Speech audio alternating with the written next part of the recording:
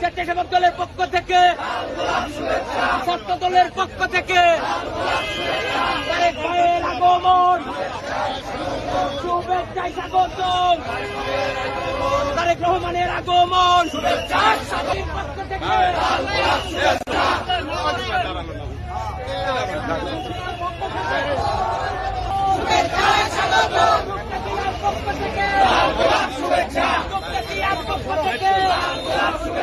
তারেক ভাইয়ের আগমন, প্রধানমন্ত্রীর আগমন, শুভেচ্ছা